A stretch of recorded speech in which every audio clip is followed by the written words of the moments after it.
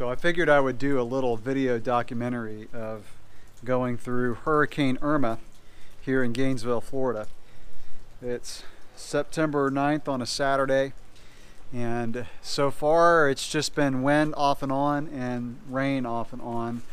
It's supposed to start deteriorating more tomorrow on Sunday, and it's kind of business as usual today. Other than getting supplies during the week. Grocery stores were packed, gas stations were closed, but we got our supplies and got a bunch of water. Was glad I could find water because there were times when the grocery stores were out, and I got a bunch of Cliff Bars. So this is my Cliff Bar supply to get through the hurricane. I got a bunch of water, got cereal, and we're trying to eat everything in the refrigerator right now so that if we lose power for a while it won't spoil. Got some water bottles already made up in case we lose power, because we're on a well, so we lose power, we lose water. So I've got our extra water supply, got water for cooking. And here's my battery charger for my cell phones that I got from Amazon. Arrived yesterday, but it won't charge. It's at 2 dots and will not go past that.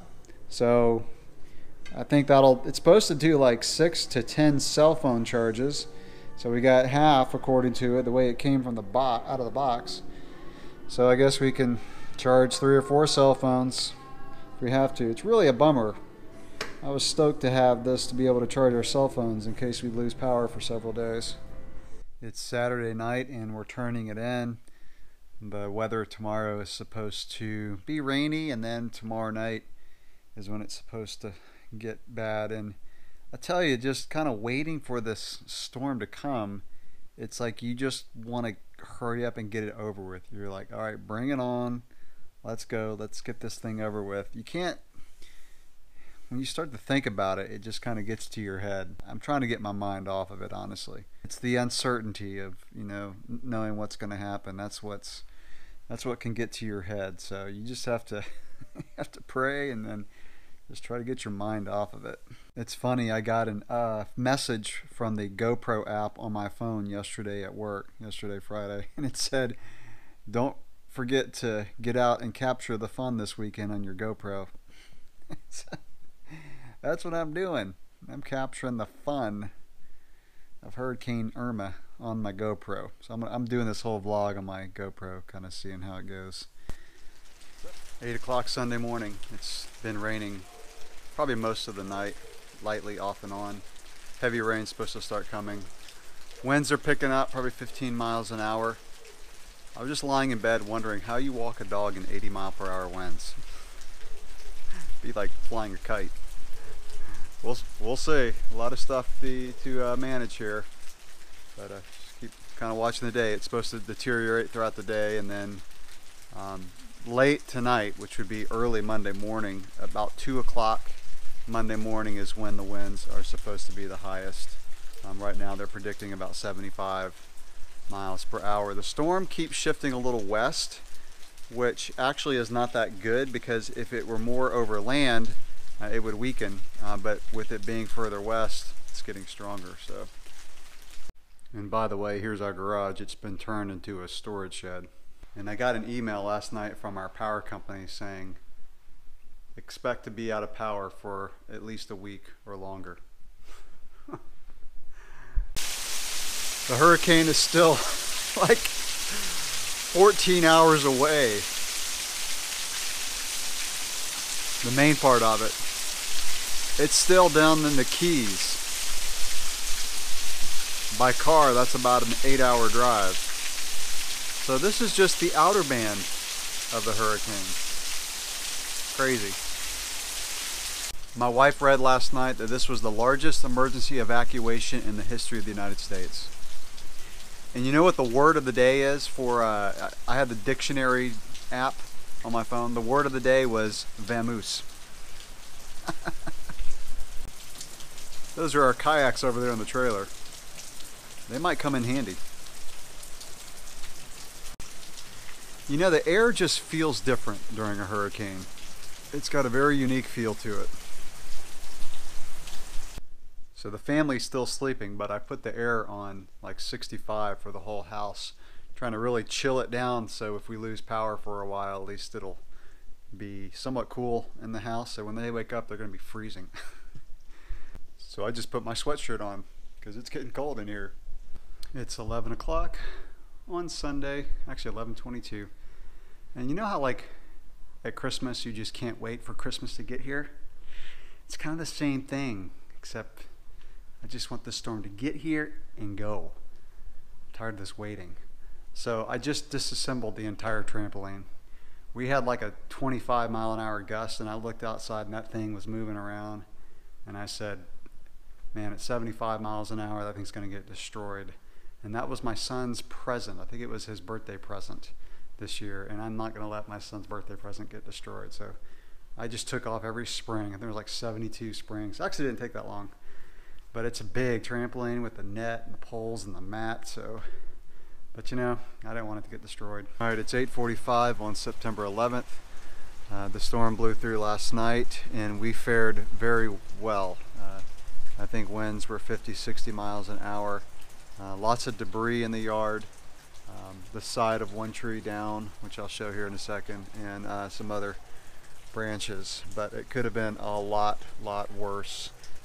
We went over to a neighbor's house last night and they have a generator, and power went out when we were over there, and so their generator kicked in. Then we got home and realized we forgot to bring a house key. We went out the garage door and couldn't get in the house, and our dog was in the crate. So we went back over to our neighbor's house. He's a welder and he had a welding truck with a generator, so we came back over here, back-fed power into one of the external outlets and opened the garage door, and we're able to get back in. Still have no power, have no idea when we're going to get power. But you know, it was, I put earplugs in my ears last night so I could sleep. I just didn't want to hear the wind. It just kind of messes with you. So let me show the tree branch that's down. So lots of little branches, but this is our big one that's down. It's going to take some chainsaw work. I'll probably get to work on that this afternoon. And that one's down over there. But man, it could have been so much worse with all these trees in our backyard. And the front yard looks great. So thank God. And then the cover to our fire pit, which is already falling apart, is ripped to shreds, but I figured that was going to happen. So it's supposed to keep raining a little bit and then taper down. Most of the heavy rain's over with. The winds are supposed to still be pretty high for another 3 or 4 hours, and then they'll die down. And then it's cleanup time. It's Tuesday, September 12th, about 10 o'clock in the morning. And yesterday was cleanup day. By the way, we still don't have power, no water running at this point, so we've got our bathtubs filled up and all that water ready to go for cooking and drinking. Fortunately, the weather has been very cool. I mean, you know, for this time of the year, humidity hasn't been too high. You know, it's been up in the low 80s and down in the upper 60s at night, so the house is still fairly cool. And slept well last night. Really looking forward to getting power back. Last I heard, so the night of the storm, there were already like 3.5 million people in Florida without power. I don't know what the number is now. Most of the people that I work with don't have power. Some of them do. So yesterday we cleaned up the yard, and this big branch that was down, let me show you here. So remember that branch I showed yesterday? That was a massive cleanup job. Let me go show you this pile that we have. So this is our debris pile, and I got down to the last probably 12-15 feet of the tree, and my chainsaw ran out of gas and it was getting dull. And a buddy of mine has a Polaris buggy, and he came over and drug the rest of it over to the edge of the yard. It's way back there, you probably can't see it in the video. But yeah, we're gonna have some bonfires this fall. But overall, the yard is fabulous compared to what could have happened. No trees were uprooted, just that big branch, and some other branches fell, and there's tons of little stuff that's out there still that we've been picking up, and we'll continue to do so. Got the kayaks back over where they normally live, so yeah, we're putting our lives back in order. All we need is power to the house. So I tell you, compared to what I've seen some other people in South Florida have gone through, and even, you know, people around here, people had trees land on their houses. We fared so well. You know, it's times like this is where I get philosophical in my videos, but it makes you so grateful for what you have. You know, before the storm, I'm looking around at my yard, my house, my kayaks. You're just wondering what's going to be left after this storm passes. And you just realize how thankful, even before the storm, how thankful I am for what I do have. My trees, my awesome family, the house that we just built last year. And it really, gosh, it makes you so grateful for what you have.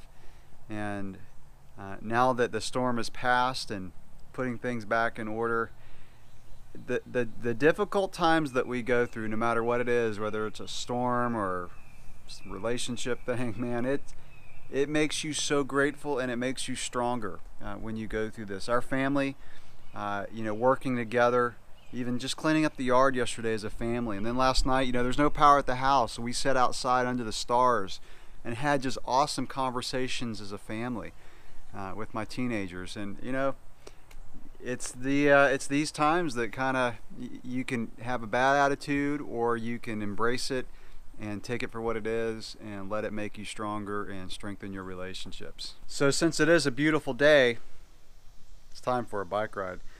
Part of me wants to go over to the trails and just assess the damage. The other part, which I'm going to give into, says I'm going to wait. It would just be heartbreaking to see all the trees down. I'm sure we'll get some work crews out there pretty soon. You know, we got to take care of our houses and our infrastructure first before we can start on our recreational, even though my recreational is an integral part of my life. But that comes second. So I don't know how long it's going to be before I can mountain bike again here. Hopefully soon, but I'm going to wait a week or two before I head out to the trails. So today I'm going to go out and do a gravel ride. You know, just one, it's so pretty outside. I also want to just kind of ride around and look at the damage. I haven't left my house since this storm. And today, by the way, is the first day we haven't had, you know, windy conditions in about 3 or 4 days. So I'm going to get out and just kind of look, see what's out there. I'll bring this camera with me just in case I see something that's worth recording. So time to go get ready. Well, this is the second tree down over the roads. Overall, they've been great. Very fortunate, but I had one earlier that I could get under. It was resting on a power line, so I had to be very careful. This one, man, I don't think I'm going to be able to get through. I think my route just got redirected. I'm going to try to go around the outside, see if I can walk through someone's field. There's a big one. Well, couldn't get around that one. Route change. And look at all the debris. These roads are just covered with green leaves and branches. So far, pretty much all my route has been clear. That one tree I went under, a car could not in any way get under it, so that was kind of cool to get by something that you could only do on a bike. Tuesday, 5 o'clock p.m., still no power, but I took the opportunity to clean the refrigerator out. That is a clean refrigerator. But man, the dishes are starting to pile up. It is amazing how much electricity affects our lives. Oh, I had to throw away so much food. Still waiting for power. All right, it is Wednesday morning, about 8:30. Still no power. I don't know when it's going to come back. But I tell you, living without power is manageable. Living without running water, that's a different story. I have a new appreciation for modern plumbing. So it's amazing how much you do with water. I mean, even just taking a quick shower or washing the dishes. So I'm going to go ahead and go to work today, my first day back at work. Kids are still out of school. This is their 4th day out of school. They were off the Friday before the storm. So I'm actually going to take my kids with me to work. I don't want to leave them at the house with no power and no water and no communication. So they're going to go to work. I'll probably do a little spin this morning before I head in. I'm just going to go to the office late today. I'm really not that motivated to ride. which is, this is actually, I looked at my training schedule. This is an off week for me. So 3 weeks on, 1 week off. This is my off week. There was supposed to be a race Saturday. Probably not likely that's going to happen. Florida's just reeling right now. So to hold a race probably wouldn't have much attendance. And honestly, if they have it, I probably won't go. Because the other issue is gas. We have a major gas shortage. People can't get gas here. All the evacuees from South Florida are trying to get back home, and some of them are stuck. Some of them stuck in our city without being able to get gas.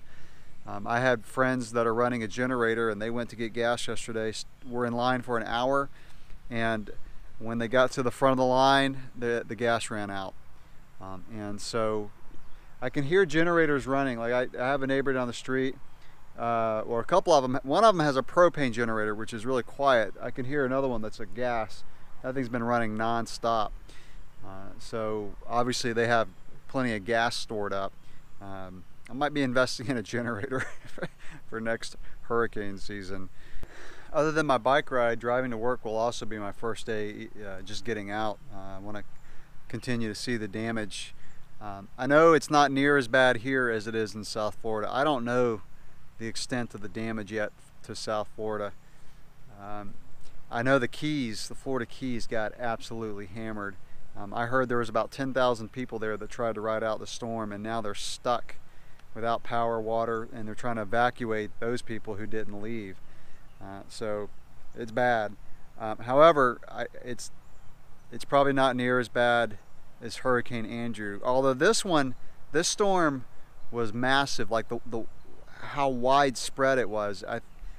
This Hurricane Irma, it set all kind of records. I think this is the most intense storm that has ever hit the United States. But I have friends down the street. I know other people who went through Hurricane Andrew, and even though that wasn't as widespread, that one, the stories that I hear from Hurricane Andrew, it's like a war zone down there. Hearing stories from them are stories you don't hear in the news. Like they say the death toll from Hurricane Andrew was around 60-something people. People who went through that say that is totally not true. One neighbor was telling me of stories of migrant workers who, if they didn't have identification, they didn't count them in the body count. And she said she had a friend that was literally, their job was to go into the rubble, take people, throw them in, people who weren't alive, throw them into the back of refrigerated trucks all day long for many days. So I won't get much into that, but the nightmares and stories that I hear about Hurricane Andrew, so many stories. Too many to go into in this video. So I'm going to go ahead and wrap up this video. Again, I don't know when I'm going to get power back, but I do have power at the office, so I'm going to upload this video when I get back. But last night was another awesome night under the stars. Everything is so dark that I have not seen that many stars in so long. It was just so beautiful just to sit outside with the family and look up at the stars. So I'll wrap it up. That's the moral. When your world is shaken and things around you are out of order and chaos, look up. Look up. You know, going out and looking at the stars just kind of brings it all back together, knowing that, you know, it's all going to work out. God's in control despite the chaos. So hey, thanks for watching this vlog. A little bit different than my usual ones, but with the lack of riding and the lack of electricity and all that, life's taken a little bit of a different turn for a week or two. Catch you in the next one.